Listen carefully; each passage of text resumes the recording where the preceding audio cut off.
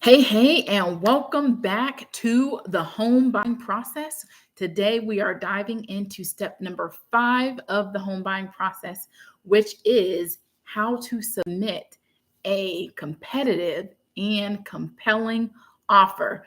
My name is Alicia Askew, and I am excited to dive into this. But if you are on this video, of course, I hope that you watched the first 4 videos because it walks you through the whole entire first steps. And so the only reason why you would be here is, of course, so that you can understand the full process in general. But come back to this video when you're going through your home buying process because this will help you out as you're preparing for submitting your first offer on your first house. And it is such an exciting, thrilling, nerve-wracking feeling all in one. But I can tell you that your agent is going to be able to walk you through everything that you need to know about submitting your very first offer. And if for whatever reason your first offer does not get accepted and you have to go and find house number 2 and submit an offer in house number 2, it gets a little more better and easier from there as far as knowing what to do, knowing what to expect, and everything else moving forward. So I'm excited for you to take this journey with me. Go ahead and get your pen and paper so that we can get started because there's going to be a lot of information in this one section. So today we are going to talk about submitting your a competitive and compelling offer. Full disclosure, this is mainly for the state of North Carolina. If you are in any other state, including South Carolina, the offer process may be a little different. So your agent will be able to help you to understand the offer process for your state because some of these terms and strategies may be different for where you're located and your market in particular. All right, so you got your pre-approval, you're out house hunting, you find the home of your dreams, and you're like, this is it. I want to move forward and submit an offer. Great, and congratulations. So now this is where the real grunt work comes into play with your realtor as well.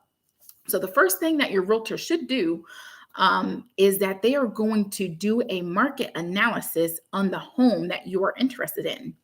And a market analysis allows the realtor as well as yourself to learn about what similar houses within a certain mile radius, what did they sell for? How long did they take to sell? What kind of offer terms as far as any kind of seller concessions or credits that were offered? Was it a cash or a house that was purchased with a loan? They'll be able to take a deep dive into all of that information, and that will help to formulate the offer that you're going to submit on the house that you are interested in. So that's the first thing. Your agent is going to do a market analysis so that way you guys can learn about the house. Your agent is also going to gain some other insider information. They should reach out to the agent who is helping the seller with selling their house. They should reach out to that agent, ask the agent a few questions such as, why is the seller selling? Why are they selling their house? Important piece of information. Your agent will also look at how long has this been on the market, and we're going to get into that once I talk about factors to consider when you're submitting an offer. But other information that the agent can also find out is there anything that's going to stay with the house? Like, is the washer and dryer going to stay? Is the refrigerator going to stay? Is the shed in the backyard going to stay? Your agent will also ask the listing agent who is helping the seller.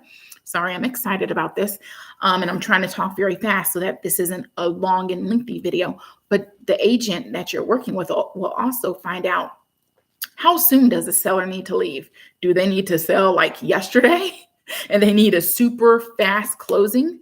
Because if so, that also will determine which loan officer you will work with. If you're working with a loan officer who takes a little bit longer to close, you guys might need to pivot and go with a loan officer who can offer a fast guarantee closing.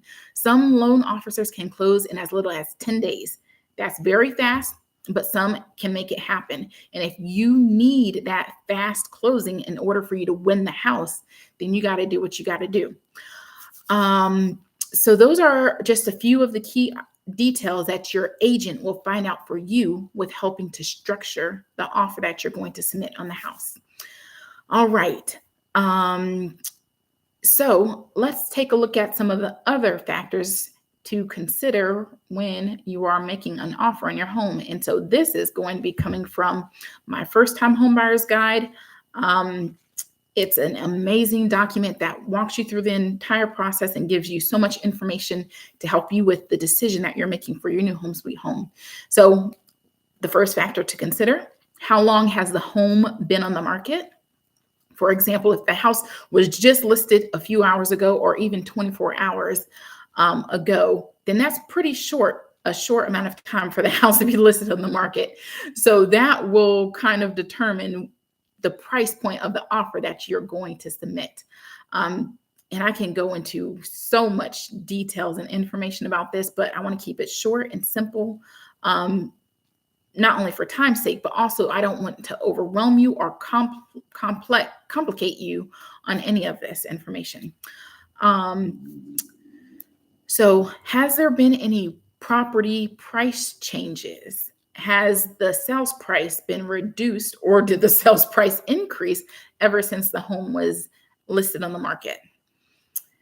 Has the property been under contract? It went under contract pending with another buyer, and now it's back on the market. That's another important factor to consider. Are there multiple offers on the property, or do you anticipate there being multiple offers on the property? That's a good one. Of course, during the 2020 to 2022 stage, we saw a lot of multiple offers. After around 2023, 2024, we didn't see as much multiple offers, but now here in 2025, we are seeing multiple offers come back on the market, especially as this spring season picks up and home buyer activity increases. We are starting to see more multiple offers. So that will determine the type of offer that you need to submit that is competitive and compelling. All right. So another factor to consider is, what are the current market conditions? And so I had just touched on that, but that is also unique to that neighborhood and that area.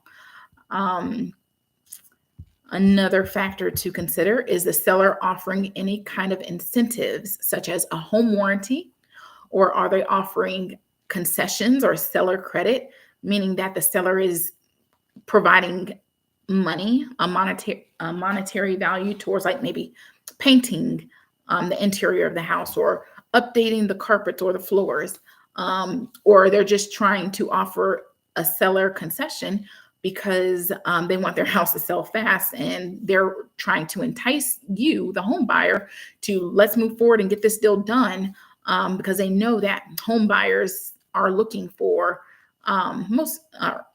some home buyers are incentivized by concessions and seller credits. All right, so this is a good one.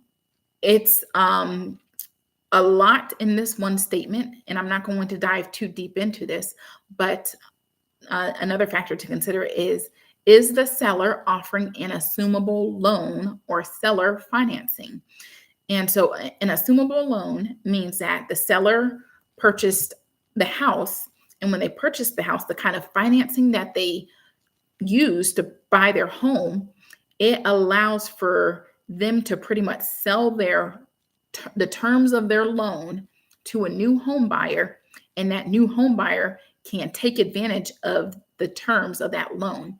So for example, if a seller purchased during the 2020, 2021 timeframe where interest rates were like 3%, that is a great deal.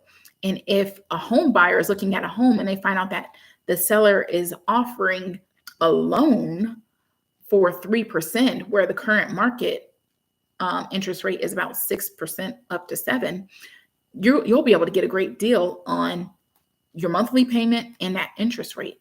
So that would take a different type of offer to make sure that is competitive and compelling. So those are the main factors to consider. So once those factors have been considered, your agent will be able to provide expert advice and insight into what they think is the best offer. So, although your agent will be able to provide you with the expertise on what they think is the best offer, you have the ultimate say so on what is being offered. And so, as you guys are developing your offer here in North Carolina, there are 4 key terms that makes up a strong and competitive offer. So, the first term is the purchase price. What is the purchase price that you're offering for the house? Of course, the seller, in most cases, they want to walk away with the most profit possible. So, what does that purchase price that you're offering looks like compared to what is it listed for?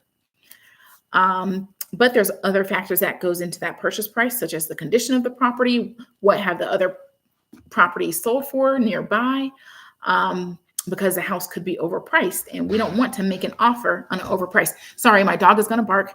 Give me just a second to allow for the noise to cease. But so yes, so the first term is the purchase price. The second term is the due diligence deposit. So here in North Carolina, although it is not required to have a due diligence deposit, in order for your offer to be considered serious to the listing agent who is helping the seller, as well as to the seller, they do want to see some skin in the game. And so that second term, which is the due diligence deposit, makes a huge difference in whether or not they are going to take your offer seriously.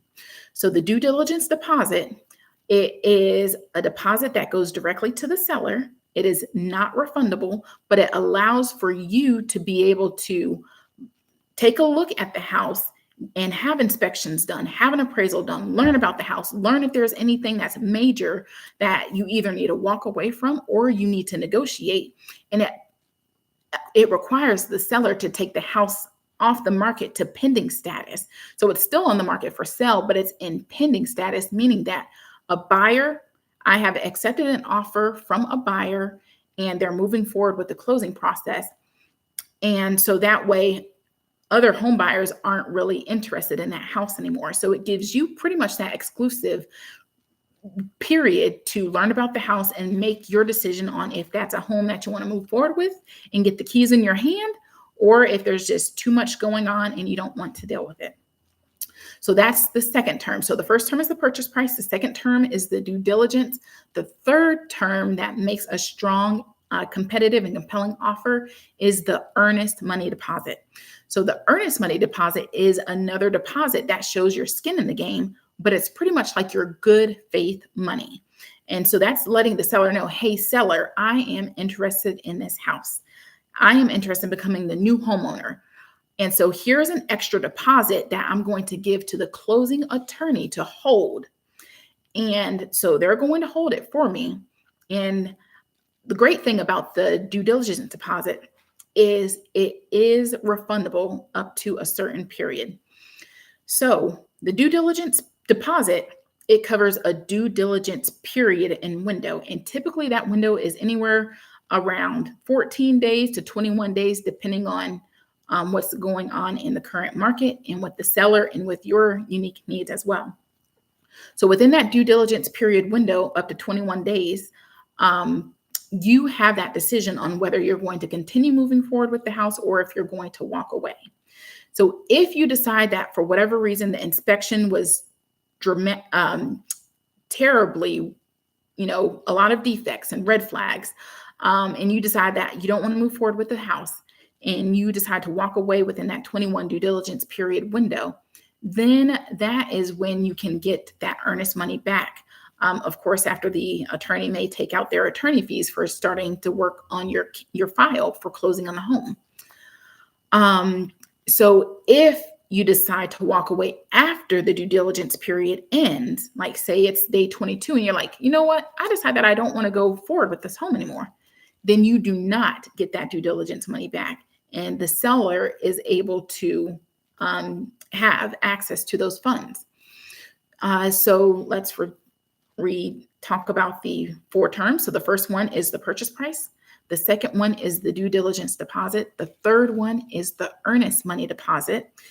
The good thing about the earnest money and the due diligence is that it does go towards your down payment and closing costs, your cash to close.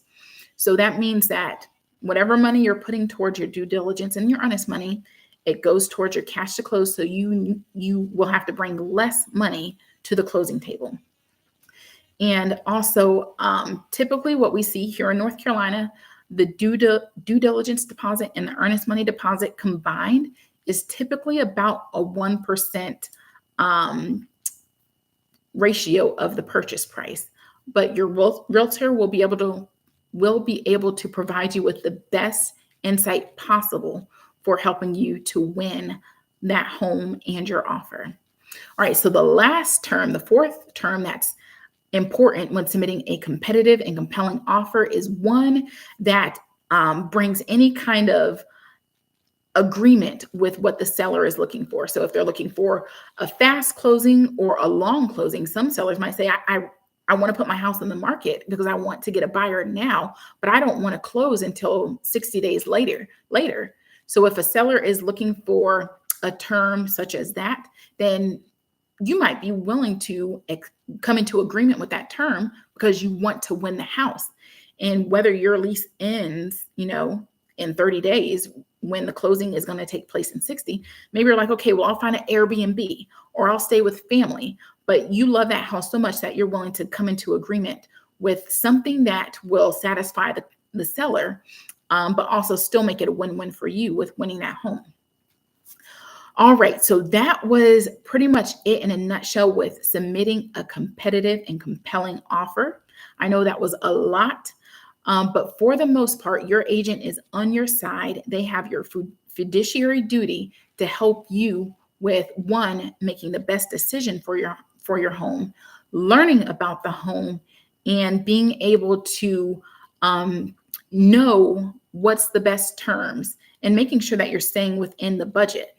Also, another thing that your realtor will do as you're submitting this offer, your agent will send that house address to your loan officer. The loan officer will run their calculations, and so that way you will know what is going to be your estimated monthly payment and all of that information before moving forward with the home. So it's a lot of fact finding about the home before moving forward with going under contract.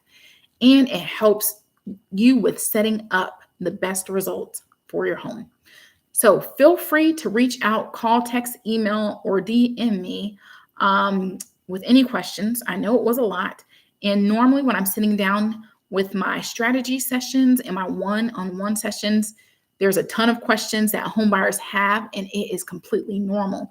And I patiently and thoroughly go through all the questions and go through the process a little bit slowly, a little bit more slower, so that way that you can wrap your head around the whole idea of the process and the steps that you need to take.